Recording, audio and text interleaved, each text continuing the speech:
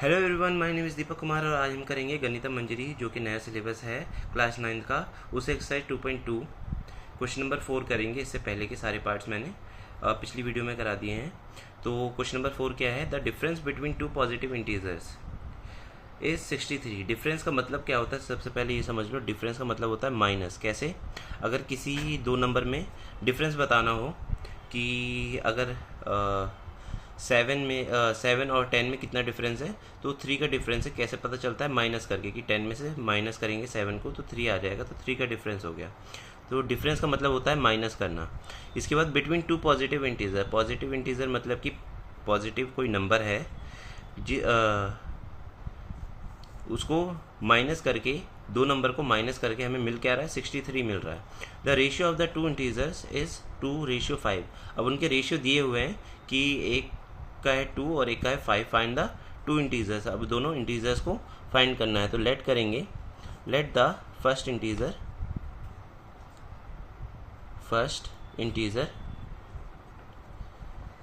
Equal to 2x।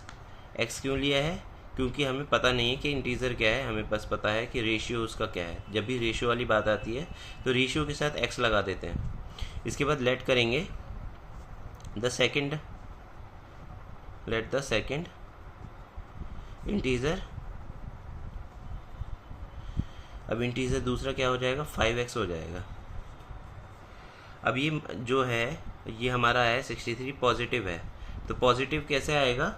जब हम बड़े वाले में से छोटे वाले को माइनस करेंगे, ना कि अगर 2x में से माइनस कर देंगे 5x, तो माइनस का 3x बच जाएगा, जो कि फिर इस पूरे नंबर को माइनस का बना देगा। हमें माइनस का नहीं चाहिए, तो हम बड़े वाले नंबर में से छोटे वाले नंबर को माइनस करेंगे।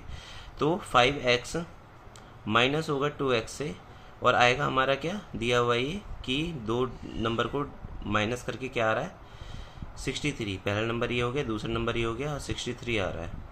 तो दोनों नंबर बताने हैं हमें। इसमें से ये जाएगा तो बचेगा क्या? 3x बचेगा equal to 63। x equal to 63 upon में 3 के टेबल में 6 आता है 2 बार में, और 3 आता है 1 बार में। तो x आ गया हमारा 21। पहला क्या आ जाएगा हमारे पास? 2x है, तो 2x की वैल्यू क्या आ जाएगी? 2 × 21, जो कि हो जाएगा 42। और यहाँ पे 5 × 21 हो जाएगा। x की जगह मैंने बस ये 21 डाल दिया है। तो क्या हो जाएगा? 5 × 21, 5 1 जा 5 और 5 2 जा 10। ये दोनों इंटीजर्स हो गए। अगर इसमें से इसको माइनस किया जाए, या 105 में से 42 को माइनस किया जाए, 63 आएगा। तो बस ये दोनों नंबर निकालने थे, जो कि निकाल दिए। अब करेंगे क्वेश्चन नंबर 5। क्वेश्चन नंबर 5 क्या कह रहा है? क्वेश्चन नंबर 5 कह रहा है, Ruby has 3 times as many 2 rupee coins as she has 5 rupee coins।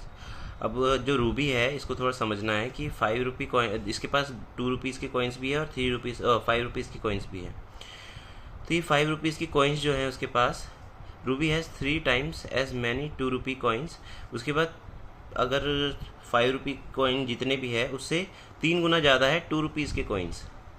तो अगर उसके पास 5 रुपीज़ की 5 कॉइन्स है, तो 2 रुपीज़ की उसके पास 15 कॉइन्स होंगी, 3 गुना ज़्यादा। तो इसे कैसे करेंगे?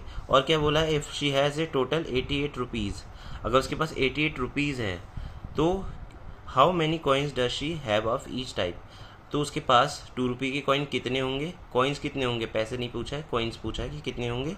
और 5 रुपीज़ की कॉइन्स कितने होंगे? सबसे पहले क्या करेंगे? लेट कर लेंगे 5 रुपीज़ कॉइन, 5 रुपीज़ कॉइन कितने हैं? x है। तो लेट 2 रुपीज़ कॉइन कितने हो जाएंगे? अब 3 गुना ज़्यादा थे 2 रुपये के कॉइन, तो 3x हो जाएगा। अब ये इसमें बोला क्या है कि इतने हैं। If she has total 88 rupees. अब ये है रुपीज़ में, ये हमें कॉइन निकाला है कि कितने कॉइन्स होंगे। रुपीज़ में बोला है, तो हम क्या करेंगे? 5 रुपये की कॉइन्स है, तो 5x हो जाएगा ये, क्योंकि हर 1 रुपये की वैल्यू रखता है। उसके बाद प्लस कर देंगे, 3x है ये, पर ये है कितने रुपये का कॉइन? 2 रुपीज़ का कॉइन है, तो 2 मल्टीप्लाई हो जाएगा 3x से। और आएगा क्या 88 रुपीज़। अब हमें एक्स फाइंड करना है, तो यहाँ पे आ जाएगा 5x प्लस 2 और इंटू 3 करेंगे तो 6x हो जाएगा इक्वल टू 88। अब इसे दोनों को ऐड कर देंगे, 5x और 6x हो जाएगा 11x इक्वल टू 88 और x इक्वल टू 88 अपॉन में 11 के टेबल में 88 आता है 8 बार में, तो x क्या हो गया हमारा, x क्या हो गया हमारा 8। ये आप नीचे वाली लाइन में दोबारा से लिख सकते हैं कि 5 रुपये कॉइन कितने हैं 8 है, और 2 रुपये कॉइन कितने हैं 3 मल्टीप्लाई 8 हो जाएगा, 8 3 जा 24, तो 24 कॉइन्स हो जाएंगे हमारे पास 2 रुपीज़ के, और 5 रुपीज़ की कॉइन हो जाएंगे हमारे पास 8। अब क्वेश्चन नंबर 6 करेंगे, जिसमें क्या कह रहा है, a farmer cuts A 300 feet fence. एक फार्मर है जिसने क्या किया, एक फार्मर कट्स ए 300 फीट फेंस। फेंस क्या होता है, जो हम अगर कोई एरिया होता है उसे हम घेरने के लिए लकड़ी का या फिर लोहे का कुछ भी हम चारों साइड लगा देते हैं घेरने के लिए, तो उसे कहते हैं फेंस। अब एक फार्मर ने 300 फीट का फेंस 2 पीसेस में काट दिया अलग अलग साइज़ के। अगर ये एक फेंस है जो घेरे लगाने के लिए हमने मंगाई है चीज़, या एक मान लेते हैं रस्सी है, तो ये एक पार्ट जो छोटा है और एक पार्ट बड़ा है। अब बोला क्या है, द लॉन्गर पीस जो है 4 times as long as the shorter piece. तो जो लंबा पीस है, ये जो लंबा पीस है ये 4 गुना ज़्यादा है छोटे वाले पीस से। अगर छोटा वाला इतना बड़ा है तो बड़ा वाला इतना होगा, फिर इतना 3 4 और ये 5 तक जाएगा, 1 2 3 4, मतलब इतने इतने इसके पास 4 जगह 4 बार है, मतलब ये 4 गुना बड़ा है इससे। तो क्या करेंगे, लेट कर लेंगे, let shorter piece equal to x, और लॉन्गर पीस क्या हो जाएगा, लॉन्गर पीस क्या हो जाएगा, 4 गुना ज़्यादा है तो 4x हो जाएगा। अब बोला क्या है इन दोनों को, अब ये जो ये वाला हिस्सा है और ये वाला हिस्सा है, ये पूरा टोटल मिला के कितने हैं 300 है, तो इतने को और इतने को हम ऐड करेंगे तभी तो ये 300 हो पाएगा।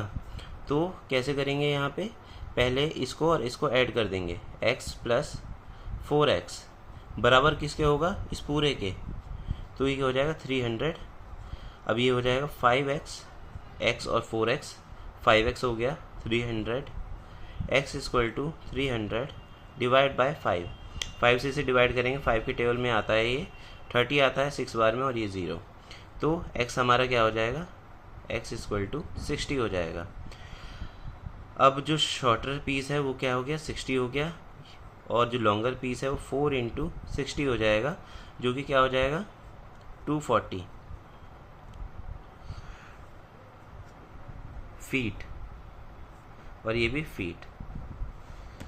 इसके बाद है लास्ट क्वेश्चन 2.2 का, if the length of a rectangle is 3 more than twice its width. ये क्वेश्चन थोड़ा सा समझने के लिए थोड़ा सा कॉम्प्लिकेटेड है, एंड इट्स पेरीमीटर इज़ 24। बोला क्या है, एक रेक्टेंगल है जिसकी लेंथ जो है 3 ज़्यादा है, उसके विड्थ के 2 गुना से 3 ज़्यादा है, और उसका पेरीमीटर ही दिया हुआ है। पहले ये बना लेते हैं, इक्वेशन बना लेते हैं। सबसे जो मेन चीज़ होती है स्टोरेज सम में, वो क्या होती है, इक्वेशन बनाना। अब बोला क्या है, लेंथ जो है क्या है 3 गुना ज़्यादा है, इसके 3 गुना नहीं 3 ज़्यादा है उसके 2 गुना से विड्थ के। तो विड्थ हम ले लेते हैं, विड्थ इक्वल टू x ले लिया, तो लेंथ क्या हो जाएगा,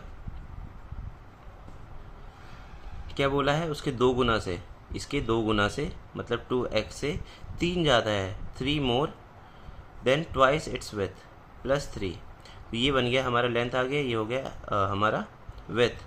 अब क्या है, पेरीमीटर का फॉर्मूला क्या होता है, 2 into L plus B perimeter of rectangle, perimeter of rectangle.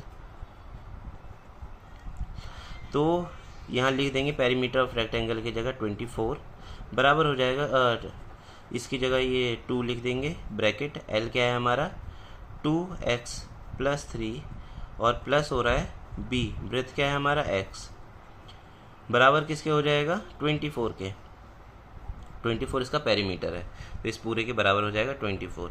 अब यहाँ से हम निकालेंगे एक्स। अब ये जो 2 है ये यहाँ मल्टीप्लाई में इधर जाके डिवाइड हो जाएगा, या फिर हम ये कर सकते हैं कि इसको अंदर मल्टीप्लाई करेंगे, पहले इस ब्रैकेट को सॉल्व करेंगे। क्या हो जाएगा 2, ये 2x है और ये x है, तो x वाली टर्म ही ऐड हो सकती हैं, ना कि कांस्टेंट वैल्यू। तो ये 2x और ये x हो गया 3x प्लस 3 इक्वल टू 24 है। अगले स्टेप में ये मल्टीप्लाई है तो ये अंदर मल्टीप्लाई कर देंगे दोनों के, या फिर इसे डिवाइड कर देंगे। 3x प्लस 3 बराबर हो जाएगा 24 डिवाइड बाय 2। 24 डिवाइड बाय 2, इसे डिवाइड करके क्या आ जाएगा 12 आ जाएगा। इसके बाद 3x प्लस 3 है, तो 3x प्लस 3 इक्वल टू 12 हो जाएगा। ये 3 इधर प्लस में इधर जाके माइनस में हो जाएगा, तो 3x इक्वल टू 12 माइनस 3। इसके बाद मैं यहाँ कर रहा हूँ 3x में से 3 गया तो बचेगा क्या 9, 12 में से 3 गया तो 9 बचेगा। x इक्वल टू 9 अपॉन में 3 और x इक्वल टू हमारा आ जाएगा 3। x आ गया हमारा 3। अब 3 आ गया है तो इसे हम विड्थ कर लेंगे, विड्थ हमारी आ गई 3 और लेंथ क्या हो जाएगी 2। x की जगह हम डाल देंगे इस 3 को, प्लस 3 2 जा क्या होता है 3 2 जा 6 प्लस 3 और 9, तो हमारी लेंथ आ गई 3 और विड्थ आ गई 9। इसका डायमेंशन पूछा था, तो 3/9 का एक रेक्टेंगल बनेगा ये। Thank you.